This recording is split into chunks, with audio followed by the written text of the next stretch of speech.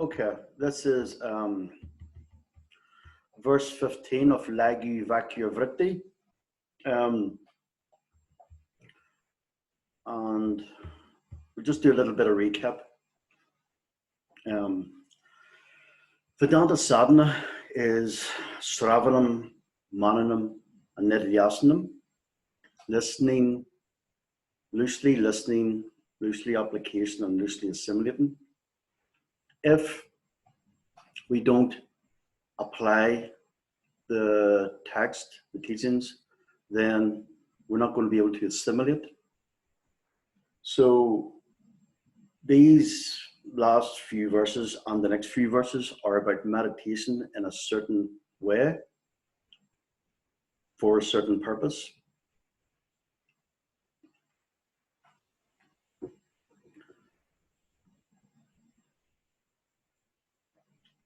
Think of the text as a roadmap. No, verse 15. Have you got verse 14, Judy? Did I give you guys verse 14? It's verse. Yeah, you gave verse 14. Oh, I'm getting confused because I've done 2 verses. Let me think. Yes. Okay, that's my confusion. Verse 14 is good. Good. Because of today's class and tomorrow's class sitting out in tabs, so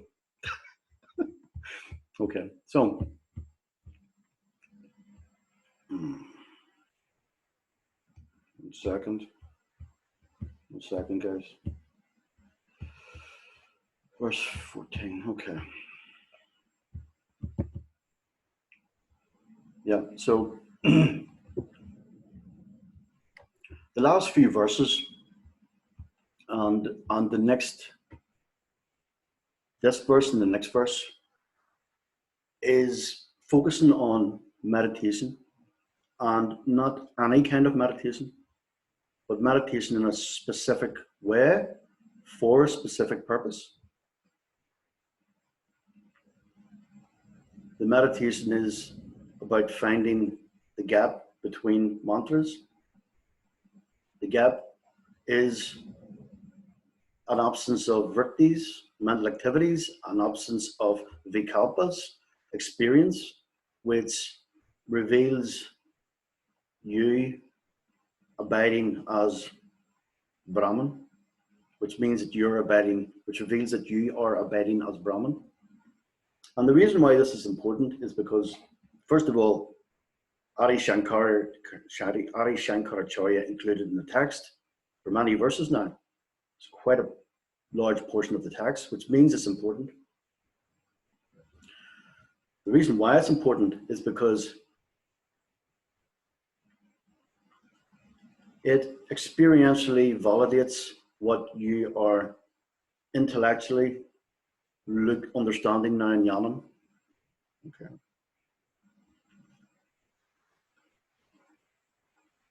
If we don't apply the teachings, if we listen to teachings in Shravanam and we don't apply it, or we think it doesn't apply to us, then a lot of things are coming into play. First of all, is we're not using Mananam, we're not applying the full teachings of the text to our lives, which means we're not going to uncover the fruits of this text. The other thing is, if we decide that some of the teachings don't apply to us, as in we're not applying the teachings that we're listening to, then there's an ego problem, because we don't decide personally what part of the teachings don't apply to us. If we do, then we have not submitted our ego to the Vedanta Pramana. The text is a Vedanta Pramana. It's a roadmap. It's using different things. It's bringing into play different things, jnanam and meditation, in a certain format for a specific reason. So if we think that, if we allow the mind to try to decide what's right and what's not, and what should apply to us, what shouldn't apply to us, then we're in academic learning mode, and that's a problem for us. It brings into play a Shraddha, can be problematic, and this is because Avarana Shakti, the valiant power of Maya, is becoming more prominent again. So we keep that in check. We keep humble. Adi Shankaracharya taught this He taught this meditation for this reason. If we want to uncover the fruits of this text, we fully immerse ourselves in this text and go within. Okay, this is for anybody, really. This is why, as well, we can't just read our way or listen our way to Vedanta. The text has to be applied. It has to be applied in real time. And I can tell you something, that this meditation, it's the only meditation that I do. Swami Tapananda has been doing this for 30 years. Still. He says he still needs it. That tells me that I sure as heck need it. We all need it, And this meditation, the fruit of this meditation, finding the gap, was one of the 2 or 3 things that turned everything on its head for me. Revealed what I am. Okay. So, verse 14. Thank you, Judy, for pointing that out. Before we got too much into verse 15. Okay. The one who is conscious with cognitions is me, non-separate from Brahman and cognition-free. These self-evident cognitions are to be restrained by effort.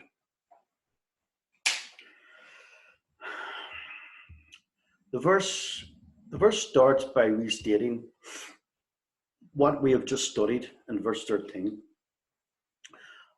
And the reason for this is very, very simple. It's because it's important. The first line includes the Sanskrit words savi kalpaka chit. That's consciousness with vrittis, or consciousness with experience. Savalkalpa is with experience, nirvikalpa is without experience. That's the two differences in samadhis. One's with experience and one's without experience. The second part of the line reads Yuham, which means I am that one.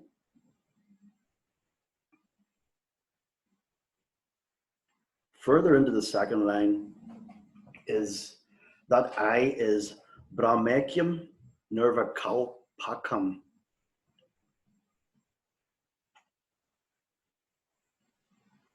Which is another way of saying the pot has to be clear. And we should be getting clear with these metaphors by now, that you, the conscious being with experience, you are Brahman. Notice the wording, you, the conscious being with experience. Experience is not being negated here. So there's no bypassing. No? With experience. Vedanta doesn't bypass experience, doesn't bypass the world. It's not necessary. So you, the conscious being with experience, you are Brahman. And since Brahman is the underlying reality of everything, it has to be the underlying reality of you. Yeah?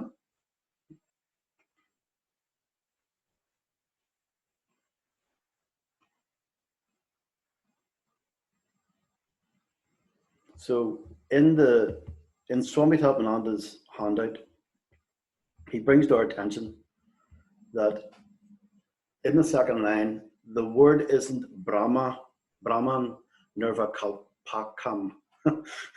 Trying to pronounce it properly. The word is Brahmakyam, and this means the one Brahman alone. You are Brahman alone. If I was holding a clay, if this cup was clay, sir, I would be holding in my hand clay alone. Okay, clay. The cup is not a thing. The cup is not something independent. The cup is form of content. So I'm holding clay. If I see I have a cup here and a cup here and I see them as two separate things, I've got a problem. That's Dvaita, that's duality, and that is samsara. Once there's two, then there's samsara. Once there's two, it's Dvaita and it's samsara. Okay. So I don't see two cups, I see clay. Okay. I can still speak about cups, but I know it's clay. Okay.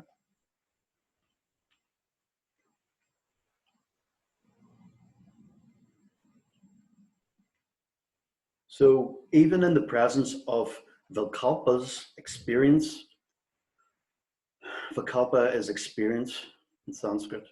Even in the presence of experience, you are Brahman. That's it.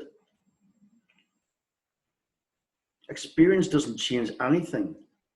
Does the wave change water? No. So how can experience change anything? It can't. So is there change? Not really. It appears to be change. There's no change. The water appears to change with all these millions, hundreds of waves. But does the water change? No. It just appears that way.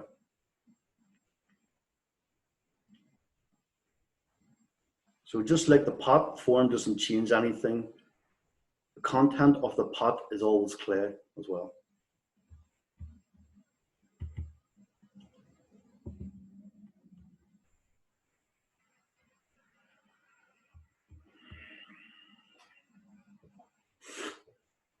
The Vikalpas experience, Vritti's mental activity, they're self-evident, aren't they? Experience and mental activity is self-evident. Do you have to be told that you're in a class listening to Vedanta? No, it's obvious. It's self-evident. The experience now is self-evident.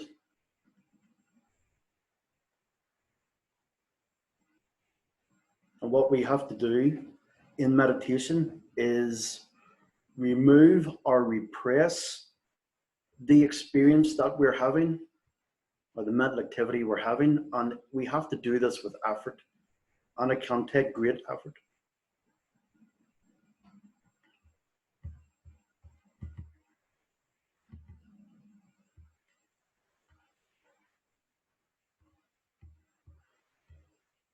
The point that's been made, it's been reinforced for the last few verses and in this verse and the next verse, because it's so important, it's so primary to this text.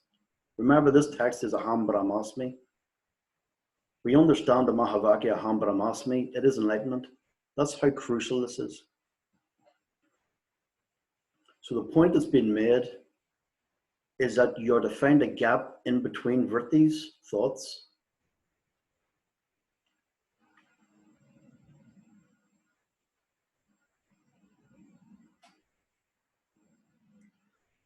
But this can be a problem, because in the presence of experience, we need to discover Nirvikalpa Chaitanya, which is consciousness without experience, inexperience. It's a problem. In the presence of Vritti's thoughts, you have to discover the truth of yourself, which is that you are free from Vritti's and thoughts. And that's a challenge. How can you do it? How can you find out? How can you experientially validate the yanam that you are free from Vritti's thoughts while Vritti's thoughts are active? It's academic then, isn't it? It's only academic, that's all it is. Vedanta says that it must be true, but that's not experientially validating it for you. That's not good enough. It's not. We'll go on to this in the next class as well. This is why meditation is important. There's a metaphor in Vedanta Swami Thayananda uses. Well, all Swamis use. It looks like there's an orange crystal in my hand. He's wearing orange robes. So he says the crystal is actually clear. So the orangeness that is coming through doesn't belong to it. You can see the sense in this. Yes? Okay, so imagine I'm wearing orange robes and there's a crystal here and the orange is coming through. So it looks as if there's an orange crystal. But I tell you, the crystal isn't orange, it's clear. So you understand this intellectually, academically, yeah? But you're taking my word for it, okay? How do you know the crystal is clear? Is my word enough? The word of a teacher is not enough. This is why self-inquiry is important. This is why we have to apply it ourselves. If the word of a teacher is enough, we can just listen our way to enlightenment. We can't.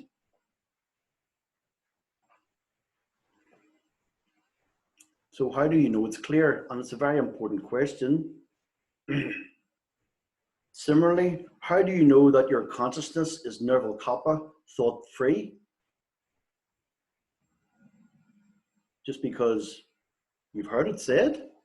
Is that enough? Well, then you're enlightened then, aren't you? So it's not enough. Can't be enough.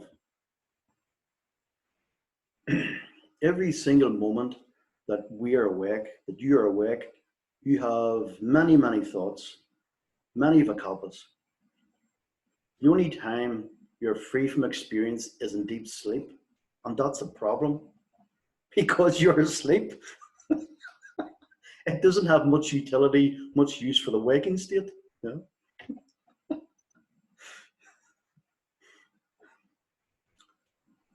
So even though deep sleep,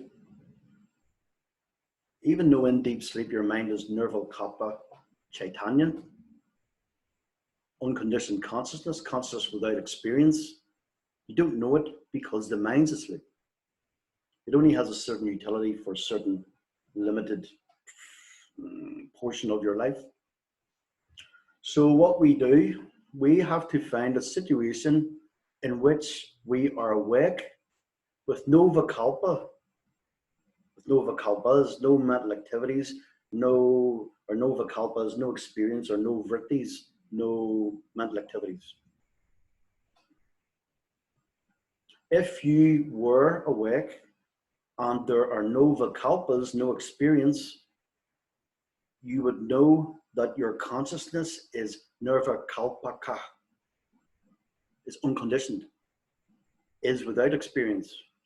Once experience is removed, you see that experience is not you because you're still there without experience. This is the point. But the problem is how to discover that. How do we discover that the clear crystal in the presence of the orange cloth? Let's say that the crystal is moved to one side of the cloth. Just for a second, okay? Just for 1 second, one moment. You see the crystal is clear. Okay? Just like that, just like that. There's a guy, Tommy Cooper, I don't know if you remember him years ago from the UK, just it doesn't matter anyway. The Grayson. So anyway, listen. All it took for you to see was that the crystal was clear for one moment. And in that one moment, you were able to confirm experientially what you already knew in knowledge, what you've been told in knowledge. That's total different ballpark. That's assimilating. What is assimilation? Assimilation is using the yanam in your life, which is assimilating is using the yanam in your experience. So we have to use the yanam in our experience, or else there's no assimilation, or else there's no freedom, or else there's no moksha, no enlightenment. Knowing something to be true isn't the same as confirming it experientially. Okay, and this is the difference between academic, scholarly researching or studying Vedanta to actually live in Vedanta. The teachings are alive within you. You are the teachings. Okay. But Swami Satyananda points out another really important point. You don't need to see the clear crystal for 20 minutes. That's not needed. We speak about this in the next class as well tomorrow. One moment is enough. And that's why in the last class I was taught to have a 1 moment gap in Vikalpas and Vrittis, a 2 moment gap, a 3 moment gap. Try to lengthen it a little bit. And take your time with this. It's about quality. That 1 moment without experience, that's what you want. But fully 1 moment, free from the last Vikalpa, free from the last Vritti, the last thought, the last experience. So you create an opportunity to be Nirvikalpa Chaitanya and this wording is important, it's not that you create an opportunity to experience Nirvikalpa Chaitanya. Does anybody know why? Why it's not been said to experience? Does somebody want to tell me? Anybody? Because then that would be an object. You experience Yeah. an object. Yeah. Ian, are you going to say the same? Yeah, same thing. Yeah. So that's exactly it. It's you can't experience Nirvikalpa Chaitanya because that would be objectifying Nirvikalpa Chaitanya, unconditioned consciousness. The point of it being Nirvikalpa is without experience, and you can only be without experience if there's no experience. So you can't be without experience and experience. So yeah. So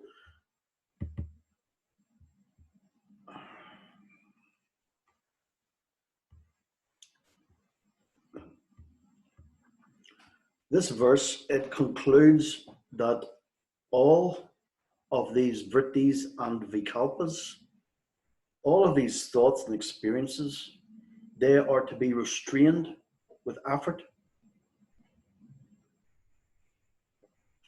And this is to create the opportunity for self-discovery. Self-discovery.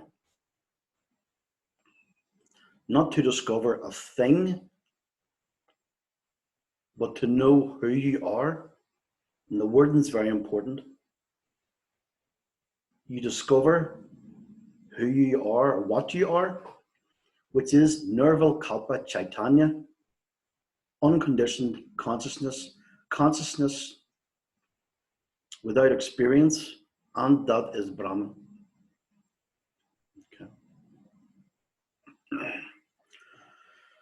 Okay, guys, any questions?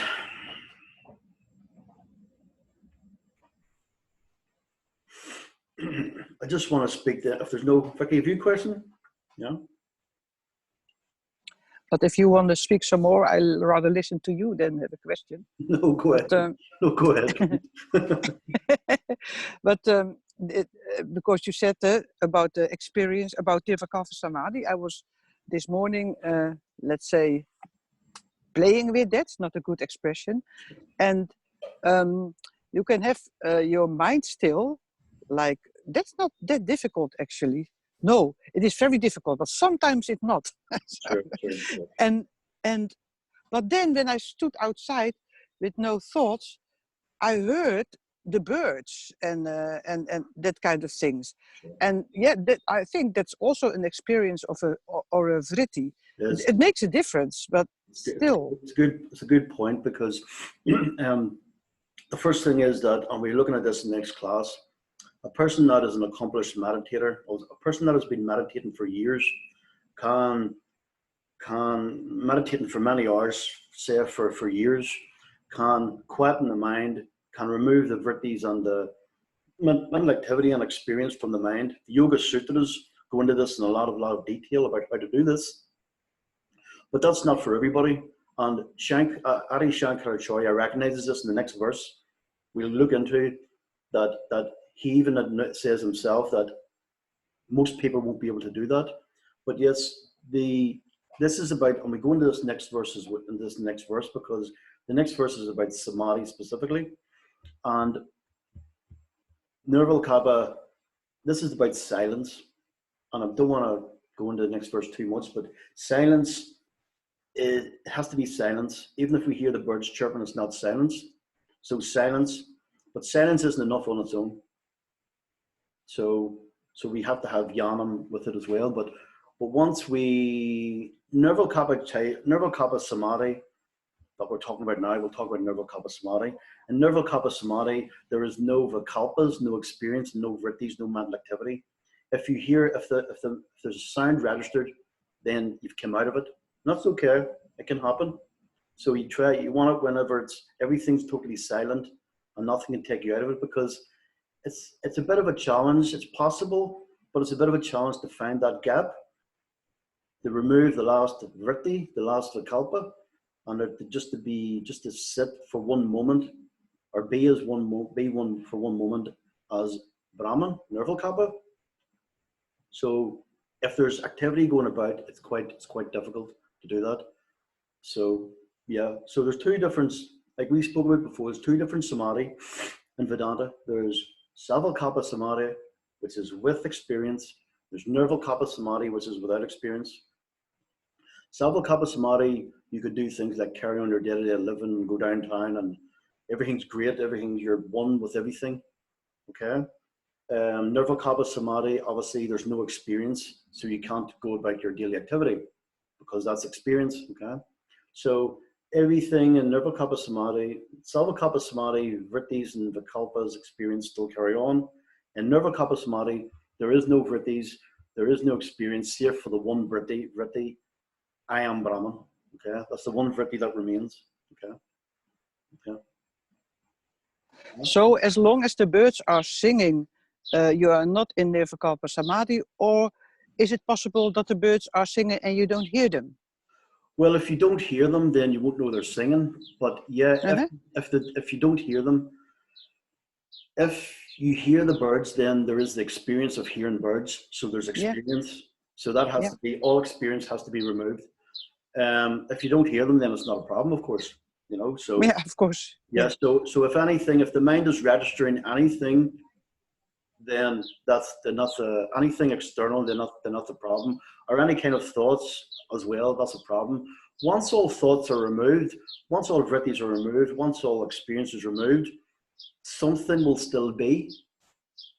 You will still be, and when this is possible, try to do this when it's quiet, and it will get there. It will happen. It will happen, but we have to train the mind in repetitive or Namah Shivaya or any of those kind of mantras, whatever. And we train the mind to quieten the mind down, repeating one thing repetitively, and we will find the gap. It will be found. Yeah. So it is possible that although you're outside and the birds are actually singing, because they do that constantly, that you don't hear that.